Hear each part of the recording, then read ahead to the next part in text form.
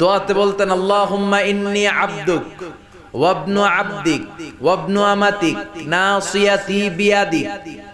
বিশ্বনবী বলতেন, আল্লাহ আমি আপনার গোলাম, গোলামের ঘরের গোলাম, বান্দির ঘরের গোলাম, আমার 14 গোষ্ঠী আপনার গোলাম। বিশ্বনবী নিজের কি বলতো? আল্লাহ আমি গোলাম। নিজেকে রাসূল বলার আগে আগে বলতো ইন্নী আব্দুল্লাহি ওয়া রাসূলু, আমি আল্লাহর আব্দ, গোলাম এবং তার রাসূল। ঠিক কি না? এজন্য সবচেয়ে বিনয়ী ছিলেন বিশ্বনবী, সবচেয়ে কোমল আচরণের ছিলেন বিশ্বনবী। তাই বিশ্বনবীর সম্মানকে বাড়িয়ে দিয়েছে কে?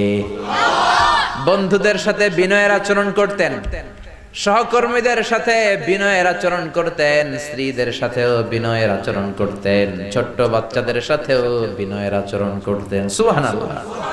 কি মেজাজ আল্লাহ তাকে দিয়েছেন, কি ব্যক্তিত্ব আল্লাহ তাকে দিয়েছেন, দ্য মোস্ট অ্যামেজিং পার্সোনালিটি।